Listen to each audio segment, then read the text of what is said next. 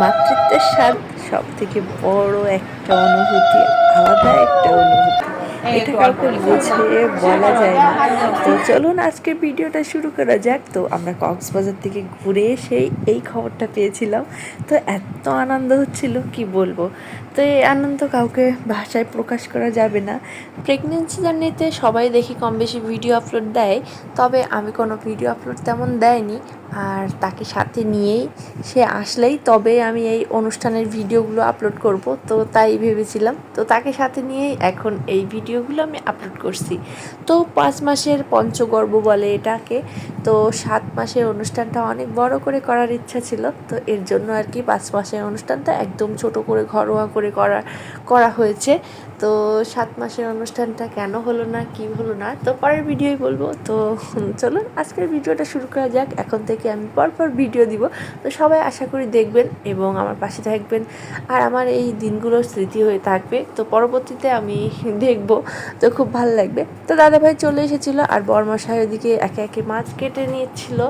তো কী কী আইটেম হবে সবটাই আর কি দেখাবো। তো সবটা তো সুন্দরভাবে দেখানো যায় না, কারণ নিজের বাড়িতে অনুষ্ঠান হলে নিজে ওইভাবে, আর নিজে যদি সুস্থ থাকি তাহলে সবটা ভিডিও করা যেত, কিন্তু নিজের ভিডিও নিজেই করা যায় না ওইভাবে। তো দাদাভাই আগের দিন চলে এসেছিলো, তো দাদাভাই আর কি মাছ বাজার করতে চেয়েছিলো, কিন্তু তার বোনাই মানে বরমশাই করে নিয়েছে। তো এর জন্য আর কি দাদাভাই ইলিশ মাছ নিয়ে এসেছিলো। তো ইলিশ মাছটাই এখন কাটাকুটি করবে বরমশাই, সবটাই আমার বরমশাই করে দিয়েছে। তো কারোর এগুলো নিয়ে চিন্তা ভাবনা করার লাগেইনি, তো রান্না নিয়েও কোনো চিন্তা ভাবনা করা লাগেনি, সে একাই 100। তো তারপরেও আমরা সবাই সহযোগিতায় ছিলাম, শাশুড়ি মা, দাদাভাই আর আমিও একটু দেখিয়ে দিচ্ছিলাম। তো সবাই মিলে আর কি সহযোগিতা করে এই ছোট্ট অনুষ্ঠানটা সম্পূর্ণ করা হয়েছে। তো চলুন দেখতে থাকুন আমাদের ভিডিওটা। প্রেগনেন্সির সময়ে ইলিশ মাছ এবং সাগরের মাছগুলো খেলে কিন্তু অনেক উপকার পাবেন, এবং বাচ্চার হাড় গঠনে এবং ব্রেন গঠনে অনেক উপকার পাবেন। তো এটার জন্য আর কি কিন্তু ইলিশ মাছটা আমার ঘরে সবসময়ের জন্যই ছিল, আর সবসময় খেয়েছিও। মাছটা কিন্তু দারুণ ডিম হয়েছিল আর খেতেও অনেক স্বাদ লাগছিল। তো সকালে উঠেই কিন্তু রান্নাবান্না শুরু হয়ে গেছিলো। তো ডাল, সিপ ভাজি, চিংড়ি মাছ ছিল, ইলিশ মাছ ছিল, ইলিশ মাছ, চিংড়ি মাছ আর পায়েসটা আমরা দুজনে করে নিয়েছি। আর শাশুড়ি মা আর দাদাভাই গিয়েছিলো পঞ্চামৃত আনার জন্য, তো পুরোহিতকে বলে রাখা ছিল, তো সে পঞ্চামৃত বানিয়ে রাখবে। তো এই জন্য আর কি তারা আনতে গেছিলো। আর এদিকে আমরা রুই মাছটাও করে নিয়েছি। তো বরমশাই আর কি রুই মাছটা রান্না করেছিল সম্পূর্ণ রেসিপিটা, তো শাশুড়িমা দেখিয়ে দিয়েছে। আর দই দিয়ে পোস্ত দিয়ে কী দারুণ হয়েছিল, যে এই টেস্ট আমি কখনোই ভুলবো না।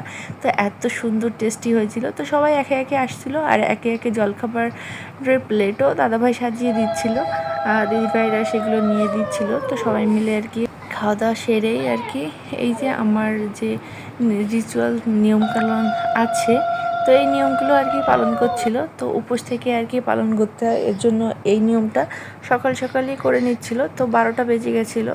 তো এর জন্য আর কি যে যে এসেছিলো তাদেরকে নিয়েই আর কি 3 জন করতে হয়, না হলে 5 জন।